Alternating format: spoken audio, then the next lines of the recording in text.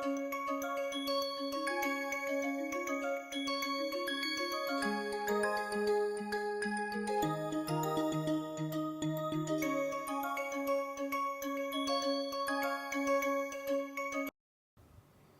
learners, welcome to my fourth session. Agenda of this session is in continuation of Industry 4.0 foundation lectures, what is IoT platform and what is IoT architecture. We will be trying to understand these topics, IoT platform and IoT architecture with few examples also. As I have discussed in my previous lecture, IoT is one of the key foundation technology for Industry 4.0, especially in the industry sector.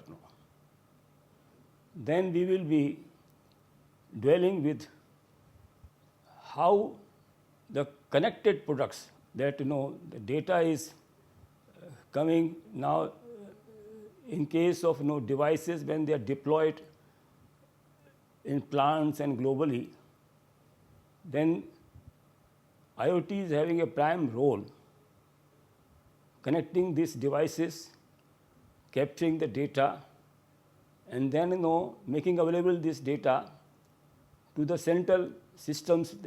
Those can be the cloud systems, those can be in-premises systems like data lake or transaction systems, and then creating or extracting the value from this data in form of some decision pointers. We may use a prescriptive predictive analytics or prescriptive analytics or diagnostic analytics. That also we will be covering. That part of analytics I will be covering in the next lecture, but I will introduce the subject here. Then we will like to do in this session itself deep down of edge computing, why edge computing is required, what is the role of edge computing in overall IoT architecture. And we will end this lecture with few case studies now. As I have introduced in my second lecture that Industry 4.0 is having quite a few foundation technologies, and such as artificial intelligence, Internet of Things, connectivity, cloud computing, advanced analytics that we are going to discuss today in the next lecture, and quite a few other technologies like computer vision, augmented reality. I thought first we will, as I mentioned, we will discuss the Internet of Things in detail and establish its importance and relevance and significance for Industry 4.0 kind of solutions. If you recollect this picture, which shows that that how in a typical manufacturing there is an interplay of technologies, there is interplay and connectivity of technologies for providing a wholesome Industry 4.0 solutions. One side we need the technologies for connectivity, data transmissions, data capturing, and computational and doing some initial computation, and where IoT is the prime technology, which we will be learning today again. And cloud computing also play a vital role in this whole schema. Then we have other technologies like human machine interaction and AR, VR, robotics, and then analytics. I will be taking all these technologies in the later lectures. So our focus today is that to get little in-depth interpretations and knowledge about how IoT is facilitating connectivity one side, data capturing, and then providing the computational power to the Industry 4.0 architecture. If we see that a broad architecture of IoT, these pictures give us a quick view that broad architecture of IoT starts with the physical devices. The IoT device is connected, with the physical world. Like suppose I am connecting, turbine, or I am connecting a pump, then that is a physical device. Then to connect that physical device, we need the connectivity, a reliable connectivity, So that connectivity comes over here. It may be on the Wi-Fi, it may be on the local area network, or it may be on the terrestrial or terrestrial networks like GSM or some other networks. Then edge computing is the part of this architecture. Edge computing I am introducing here first time. Basically, edge computing is a important bridge between IoT and the data storage and data capturing mechanism and processing mechanism of the cloud computing softwares. Edge computing play a very important role while connecting the thousands of IoT devices to the central processing unit or central processing systems like cloud computing. We will be studying this aspect also. Then it comes to data accumulation. Data accumulation is basically after the data has been processed, which has been captured from the devices. Now it requires some analysis, data analysis, and then we have to normalize this data. We have to see whether it is a secure data. If there any anomaly in this data, we have to harmonize this data, and then this data is being prepared for the advanced analytics. Advanced analytics like predictive analytics or prescriptive analytics or diagnostic analytics. Then the processing analytics. Basically, this also we will be touching in the second lecture. Is called IoT analytics. Analytics which belongs to the data which is being captured by IoT, we may consider in the category of IoT analytics. And finally, all this mechanism, all these efforts are for business applications. Like whatever data you are capturing through IoT, and then we are processing through edge computing, and then we are accumulating on the cloud system, and then we are doing some analysis through predictive analytics or whatever tools. Finally, it helps the business. It should be business problem. It should be business enabler. So that is what we will be seeing in case of few case studies also. So this is a 7-layer architecture of IoT, which is worth looking, and we will be dealing, except the business layer and component, we will be dealing in this lecture and the next lecture, all other layers. Now, if you see a typical IoT platform, we call it, it comprises of these 6 elements or 6 layers. IoT elements which we discussed in the last lectures, like sensors, actuators, gateways, connectivity, then connectivity options. It may be, as I mentioned earlier also in this lecture, it may be Wi-Fi, it may be wireless, it may be some network management, network infrastructure, So it involves not only connectivity, it involves the management also of the network. That's why the network management is also one of the key aspects of connectivity. Then today we will be studying, in this lecture we will be studying edge infrastructure. What is the edge infrastructure? What is the cloud platform? And then IoT analytics.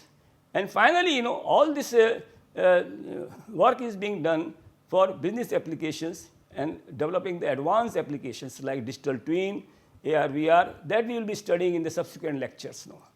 So if you see broadly, if we call all these technologies working together in a very integrated environment, this form a platform, IoT platform. It means if you like to implement IoT in any of the company or in any of the setting, you have to think about all these technologies and how you will use them, what you will require in these technologies, and and this has become one of the key aspects of IoT implementation, IoT execution.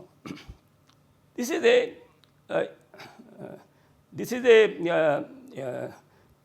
data collection strategy which was suggested by Portal and James Happelman in 2005. Their article in HBR. And I already explained that that today the data is not only enterprise data. Data is coming from various sources. Data is coming from smart connected products. The smart connected products may be your smartphone, your smart devices, your smart, in a factory environment, all equipments which has been enabled with the smart devices like IoT. And then data is also coming from enterprise systems like sales data or transaction data. And then we also have the data on the social media, all external sources. So today that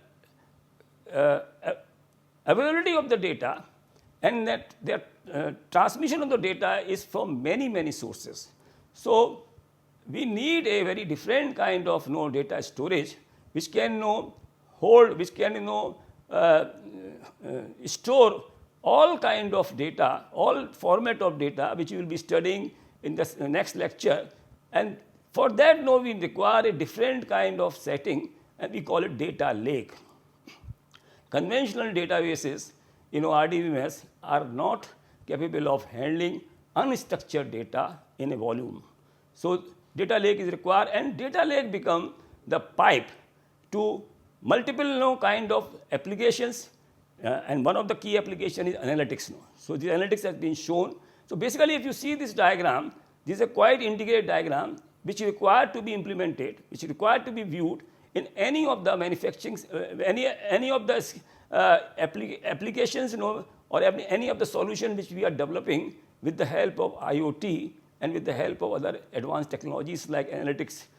So this is something which is worth remembering, this picture, that data, when we say data, first of all, data is coming from which sources, what is the format of the data, and then data is being processed and stored where, what we are using this data for, analytics like that. And then finally, the business is beneficial of this data, business or customers, whatever. If you remember this picture, though it is a little busy picture, before I deal with the edge computing, I thought I'll explain this picture once again, where the edge computing come into this picture. So if you see this picture on the left hand side, a typical IoT device, and with the smart sensors has been shown. This is a IoT device where sensors are also part of the IoT device, and physical interaction which we have discussed a few minutes back. Now, once IoT sends the data, sometimes data is quite voluminous. It is not just a few bytes or few characters. And not only one IoT device in case of manufacturing setting, or in case of smart city, we are implementing application. There will be thousands of street lights will be connected. Thousands of street lights will be connected. Some other kind of signals will be connected. So you need instead of sending the entire data to the cloud on the right hand side, you need an intermediate processing system. Intermediate processing system, we call it edge computing. Edge computing. So this requirement of edge computing was felt a few years back, and it has become quite generic whenever we try to implement IoT in an industrial setting kind of thing. Now, a typical picture of edge computing, how it is sitting in between of the devices, IoT devices, and between the cloud. This picture shows that connectivity. Like you can see that multiple IoT devices are connected.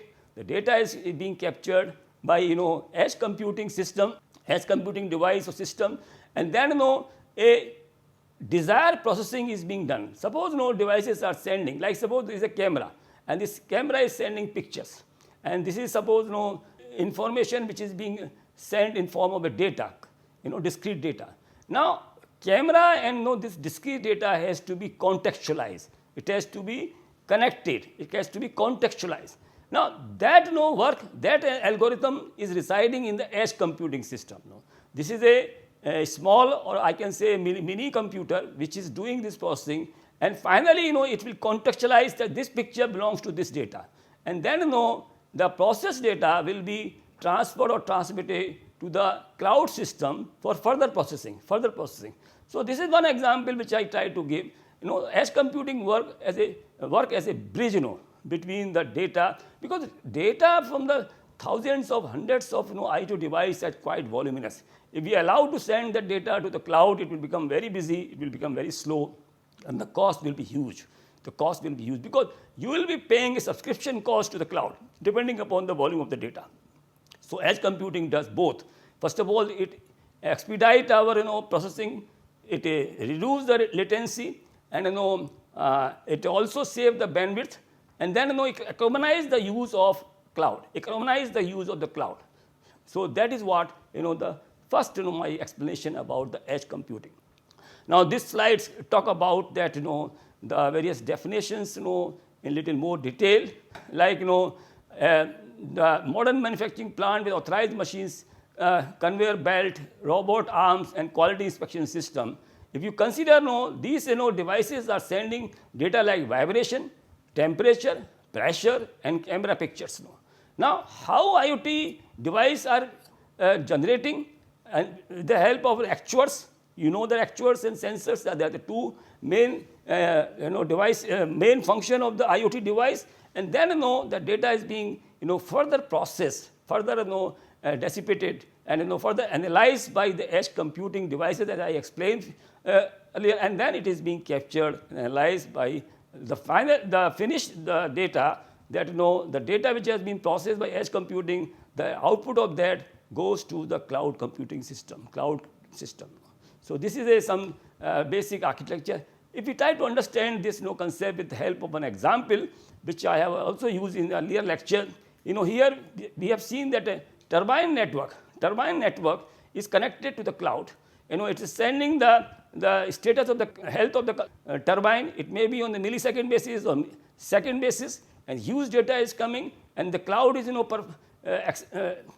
analyzing this data, and sometimes suppose there are thousands of turbines, and millions of data bytes will be sent every second to the cloud. It may become the latency may be more, because cloud will have no capacity restriction, how much data it can process in a second or in a minute, like that. And then there may be a delay here in the processing, and the delay may cause some other problems, in case of the devices maintenance and device health status and retrievals, etc. So that is where the role of edge computing comes into. So this here I explain in this slide. In this slide, what are the disadvantage and delays without edge devices in this scenario of the turbine. You can see that increased bandwidth and cost. We need the increased bandwidth of the network, and the cost also increases. And without edge computing network, round trip delays can range from tens of milliseconds. And once there is a delay, then the purpose may be lost. You will not be able to do the work which you are supposed to do, because it is called real-time basis. Instead of real-time, there will be delay, and there will be slow response. The role of edge computing is very important in this whole setting of IoT and cloud. This picture shows again in a same concept in a different manner. You can see that hundreds of devices like and unless of your daily use things like car and robots and windmills and your computers and grids are being connected to the edge computing system, and they capture the data from this system, and they, as I said, contextualize, relate which data belongs to what, and they do the required processing. Then only after processed data is being sent for final processing to the cloud system. So question comes, what is the cloud system, which we will be learning in the next lecture in detail. Edge computing versus cloud, which I have already explained you. This picture again give you a little more detail. How the cloud computing and edge computing are interconnected, how they supplement to each other, how they economize the entire usage the computing power or bandwidth saving, like that. Now this picture I have made just to show a detailed technical architecture of cloud computing versus edge computing. So if you see in this picture, the IoT device, edge computing is doing the local processing, real-time action. Because why it is real-time access? Because edge computing is sitting next to the IoT devices. They are very near. The cloud may be in some other country, but cloud may be in some other country because there will be network delay. But no, edge computing will be very near to that equipments. Suppose we are connecting street lights of a town, a big town which has more than 10,000 street lights. The edge computing system will be in the street lights town only, and then it will be doing desired processing, and the final output will be sent to the cloud for further processing and further signaling, etc. So that is one. Here there is another layer which we will be discussing in subsequent lecture called API, Application Program Interface. Whenever cloud is to be connected to the external world, external facilities, then API come into picture. Because cloud is having a dedicated function, but suppose it required to be connected to the outside world. We call it the cloud ecosystem. Then API programming interface come into picture, which we will be discussing later on. Because we have to see the entire this diagram in totality. Without API, the cloud will not exist for a larger business. Larger business, which when business is having multi-location kind of applications. This is again a little more clear picture that how the edge computing layers exist, vice versa with cloud layer. We will not say that like in the right hand side. I explain here the low latency allows manufacturing system to operate in real time. Edge computing helps to provide the low latency of the network data. Low latency allows manufacturing system to operate in real time, improving responsiveness, reduce downtime, enhancing safety, and optimize production process. So edge computing has to be understood not only as a technology but as a business technology, because it helps achieve the cost benefits, it achieves the speed, it achieves the performance, many other advantages are there. Now I have a few examples which I feel that will help further understand this whole concept of IoT devices, how IoT devices are connected to the field equipments, and then how they are transmitting data on a real-time basis. This is a picture of a manufacturing plant. One side we have real-time production dashboard.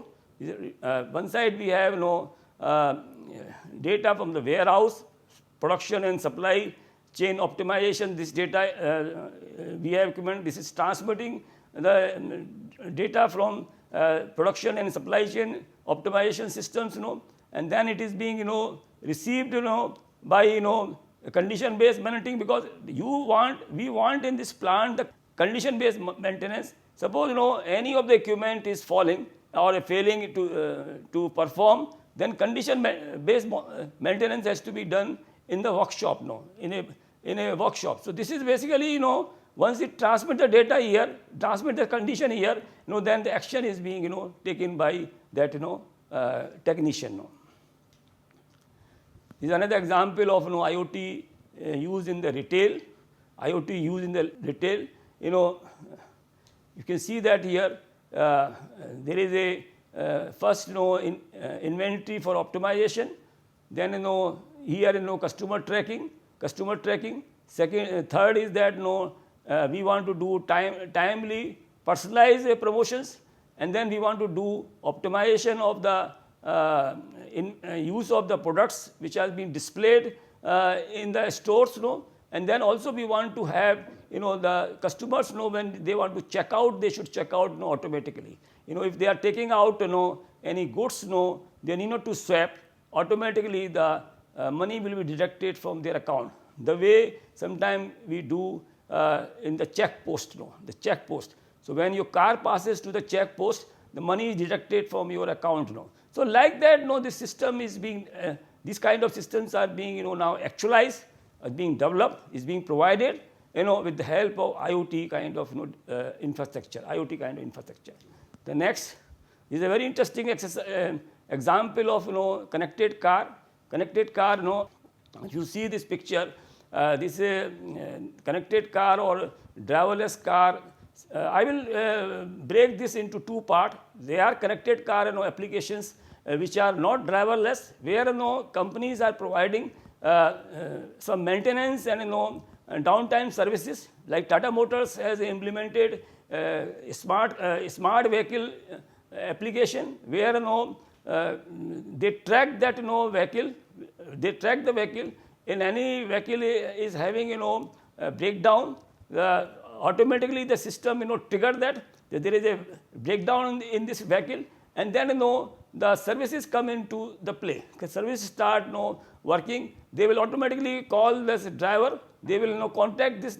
They will locate that where is the vehicle right now, and the service will start helping to that vehicle which is right now in the problem, or it requires some repair. How it is possible? How it is possible? This picture shows all those kind of connectivities. A schematic diagram, I will say, will help us to connect. Here, this again, this car is connected to the V2I communication traffic flow optimization. This is a system which this kind of application require for connectivity of this car. So, on the left hand side, I have explained you here the role of IoT in smart vehicles. What makes a vehicle smart? That is because incorporation of multiple sensors and connectivity to the network, it makes the vehicle smart. Advantage of the IoT enabled smart vehicles: enhance safety through real time hazardous detection, reduce accident by monitoring driver status, predictive maintenance, reducing downtime and repair. So, this is one kind of application which is coming, which is being implemented by many companies in our country. In US, it is very common that your car is always connected to the service station. So, friends, I thought with this explanation you would have been clear about that the use of IoT in context of the outside world, in context of edge computing, and what IoT, if you like to use IoT in a more robust and industry application, you require this kind of technical architecture, technical application, so that you can extract the full value of IoT. Thank you very much.